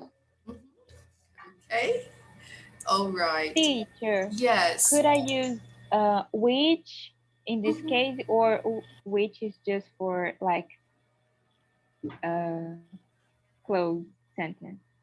No, you can, sure, because Okay. it's not within commas. right? This is what we call a defining relative clause because I'm just saying that the TV sold in the US only. I'm being very specific. So in this case here, I don't need to use commas. And because of that, I can use that or which. I could say most TVs which are sold in the US are import models. Teacher, Yes, Okay, thank you. you're um, welcome. when um, when I use which, and the difference of which and the what is that what is when something is general, and Which, which yeah. is among. Yes, we when I use which as a question pronoun, not a relative pronoun, but a question pronoun, it's because I want to know uh, one out of a small group or one in a restricted group. Like there are some options, and I want to know which one you choose. For example, suppose you go to an ice cream parlor and you want to have an ice cream, and you have there like 5 flavors of ice cream.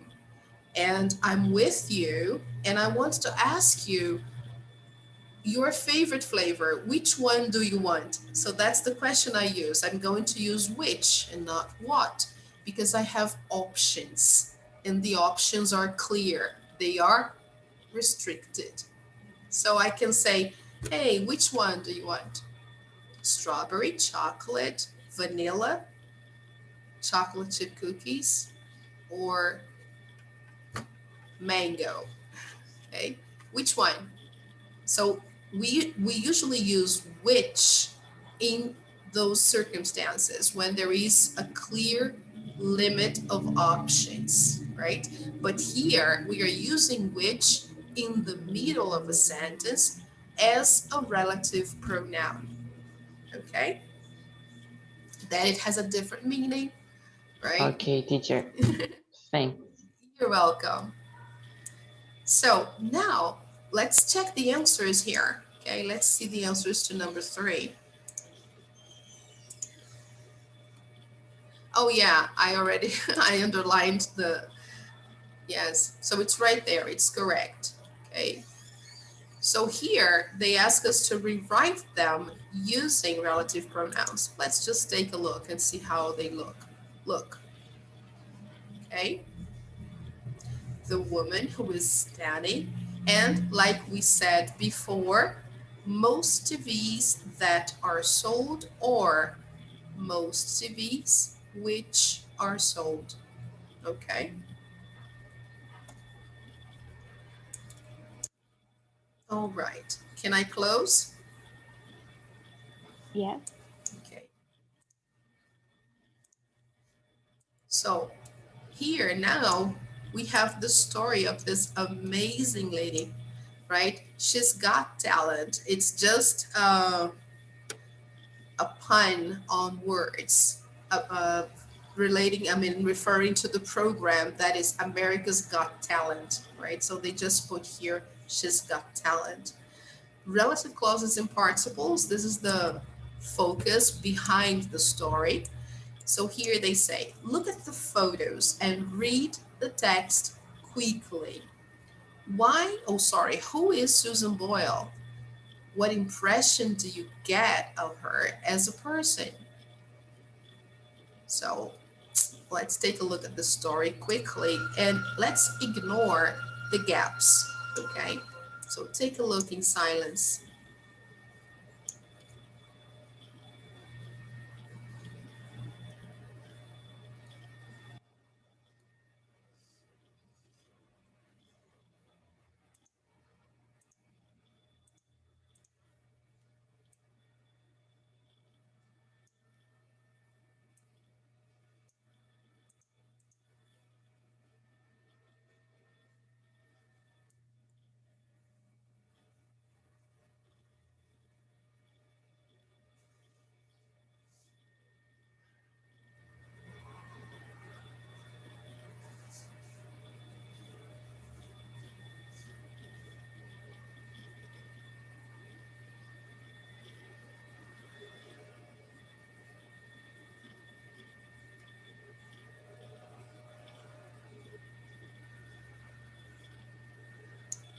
Okay? So now, first of all, let's correct the information I gave you. She didn't take part in America's Got Talent, but Britain's Got Talent, the original show. And I actually saw that show, right? I saw that show. I was a big fan of hers. She was really good. So it was Britain's Got Talent, okay? And here they tell us a little bit about her story. And when she was younger, she was bullied at school because she had learning disabilities. She was actually diagnosed with learning difficulties, and that was really clear. We could see during the show, during the competition, that she was different, but she was so sweet, so intelligent at what she was doing, and so good a singer that, wow, everybody got flabbergasted with her abilities and her talent. So that's why she became the winner, right? She was the big champion. So let's see there. Read the text again and complete it with clauses A to J. So here we have the clauses to complete. Of course, that's a lot of work for us to do, and we don't have much time. It's already 5 to 1. So I will show you the answers to that. And then if you want, you can do that slowly afterwards, right? So let's check it out. The first one, this is sentence B. Susan Magdalene Boyle, a singer from a small town in Scotland who became internationally famous. Then number 2, letter I, where she sang I Dreamed a Dream, right? From the musical Les Miserables. Number 3, Susan, whose father, Patrick, was a miner. Do you understand miner? A person who works in a mine, a underground. So he was a miner. Here. Yeah. Yes. That. Yeah. Yes. Go ahead. Yeah. Iron. Or I don't know. How can I say it? How can I say minério? Yes. Mining. He was a mining worker. He worked in a mine. Okay. So he worked in a mine inside a construction that is usually made underground. So you can explore the soil and get some valuable things from there, like minerals, diamonds in general, right? Gold, stuff like that. Okay.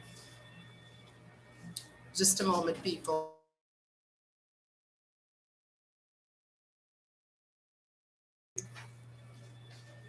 Let's see number 5. What do you have there? Letter C. Okay. Who was often the target of bullies, who called her Simple Susan, right? People used to call her that because of the way she used to be. Here, letter G, recognizing her talent. So here, her teachers and her mother, Bridget, recognizing her talent, encouraged. Okay, so here we have the reduced sentences that we mentioned before, using present participle, okay? Singing in competitions, okay? And then, thank you. Then number 8, which she did for many years. So encouraged her to perform in singing competitions, which she actually did for many years until she became internationally famous for her participation in Britain's Got Talent. Okay, guys. So I'll just play the audio for us to listen to before we go. Okay. Unit 8, Track 13. Susan Magdalene Boyle, born 1961, is a singer from a small town in Scotland who became internationally famous after appearing on the TV program Britain's Got Talent, where she sang I Dreamed a Dream from the musical Les Miserables. Susan, whose father Patrick was a miner, was the youngest of 8 children in a musical family. When she was at school, she was diagnosed with learning difficulties and was often the target of bullies, who called her Simple Susan. However, she began singing in school productions, and both her teachers and her mother Bridget, recognizing her talent, encouraged her to perform in singing competitions, which she did for many years. In 2007, her beloved mother died. Oh, we still have another part. Let me just zoom out here. Sorry, guys. Let's keep going. I don't think this will load. Oh, it did. How nice. That's great. So let's see. Oh, she's so lovely. I like her a lot. So let's go on. In 2007, her beloved mother died. Okay, this is where we stopped. Okay, so let me zoom in here. She did for many years. In 2007, her beloved mother died, and Susan stopped singing. She stayed at home with her cat, Pebbles, for 2 years, until finally she was persuaded to enter Britain's Got Talent. The audience, most of whom looked skeptically at this plump 48-year-old woman, was absolutely amazed when she opened her mouth to sing. Susan Boyle singing I Dreamed a Dream became a YouTube sensation, viewed by 66 million people worldwide, particularly in the US. In the years after the show, Susan, or Subo as she is now known, went on to make 4 best-selling albums, 2 of which topped the charts in the UK and the US. Sorry, guys. I was just trying to find the text so you could follow exactly what they said, right? We missed a few words. So I'll just show here and you can see that, okay? So she used to be called Subo because they were the initials of his name, Susan Boyle. So she became known as Subo in England, right? A lot of people cheered for him. And she got to sing for the Queen because whenever you participate in Britain's Got Talent, and if you are the winner, you sing for the royal family. How nice, isn't it? There is even a stage musical of Subo's life called, of course, I Dreamed a Dream. She now travels the world singing, but she always returns to the same family home in Scotland. Okay, guys. So you can just mark it out, right? You can just put the letters there. And afterwards, when you take a look at this text again, you can always see the answers here because they are on 2 different pages, right? That's why we got a little confused here. So people, we've done pretty much what we were supposed to do. We just had to go over a little bit more to page 59, I think. Yes, to work on this, but we can do this next week, no problem. All right. I hope it was okay for you, the meaning of relative clauses, when to use what. And previously we learned about, let's see here, just to remember, we talked about phrasal verbs with get, right? Some of them, of course. We saw all the possibilities here using the ones here in the box. And probably these are the ones that will be evaluated right on your test. And we also talked about in the everyday English page, exaggeration and understatement, how to be a little over in our comments or how to be a little more humble, a little more reserved, okay? And then we basically introduced Unit 8, relative clauses, right? So let me show you the homework, okay, here. So for today, guys, if possible, I would really like you to do the workbook, those pages here from 44 to 47 and then 48 and 49. I know that's quite a lot, but try to do at least some of them, right? Very important. Do the eye checker from Unit 7, okay? And this online practice here. Listening 5 and speaking 5. Okay, I know you don't have access to it. I'll talk to your teacher and see if she can help me on that. Okay, for extra exercises on relative clauses, there are some worksheets here. Okay, so you can check out. And I posted that video that I showed you in the beginning about the Prince Phillips who died yesterday. Okay, I posted here. Um, just in case you need anything else, you just send me a message, right? But I got some phrasal verbs with get here and relative pronouns and relative clauses. There are 2 exercises here. Okay, people. So let me take another picture before we go. Okay, let's go. All right, guys. Thank you very much for coming. Thank you, Kathleen. Thank you, Danilo. Thank you, Bazani. That was really great. Esther, thank you so much. Nathan, thank you. Carlos, thank you so much. Okay, guys, keep up the good work. Keep coming to class and try to do your homework so you can consolidate better what you learned today. Okay? Hope to see you on Saturday. Mhm. Thank Thank you, you for the teacher. class, teacher. See you. Bye. You're welcome. Bye-bye, guys. Take care. Bye. Thank you, Bye. teacher. Bye. Thank you, guys. Bye-bye.